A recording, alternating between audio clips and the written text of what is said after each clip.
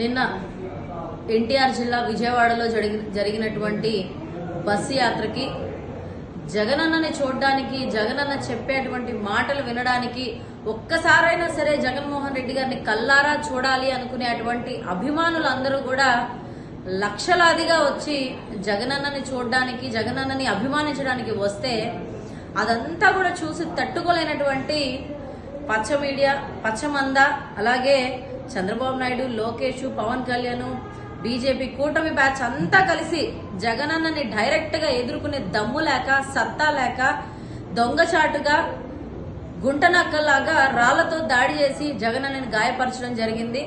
నిజంగా ఒక రాజకీయ నాయకుడి లక్షణాలు ఏవి కూడా చంద్రబాబు నాయుడుకి అండ్ కోకి లేవని చెప్పేసి దీని ద్వారా అర్థమైంది. ఈ రోజు జగనన్న గెలుపు తథ్యం. జగనన్న ఖచ్చితంగా రెండోసారి ముఖ్యమంత్రి కాబోతా ఉన్నారు. జగనన్న ఆంధ్ర రాష్ట్ర ప్రజలందరి గుండెల్లో కూడా చిరస్థాయిగా నిలిచిపోయేటటువంటి గొప్ప నాయకుడు అని చెప్పేసి ప్రజలు ఆల్రెడీ తీర్పుని ఇచ్చేశారు.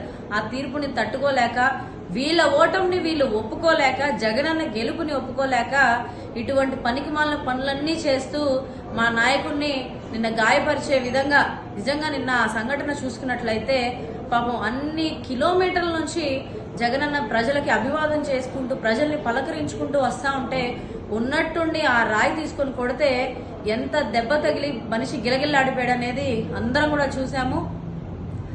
మీరేదో ఒక రాయితో కొట్టి జగనన్నని బాధ పెట్టారు అనుకుంటున్నారేమో. రేపటి రోజున ఎన్నికలు అయిపోయి రిజల్ట్స్ వచ్చే నాటికి అంతకన్నా పెద్ద దెబ్బ మీ కూటమి బ్యాచ్కి తగలబోతా ఉంది. మీరందరూ కూడా ఓడిపోయి ఆ ఓటమిని చవి చూసే రోజు దగ్గరకు వస్తుంది. జగనన్న గెలుపుని కూడా చూసే రోజు దగ్గరలోనే ఉంది. జగనన్న ముఖ్యమంత్రిగా ప్రమాణ స్వీకారం చేస్తా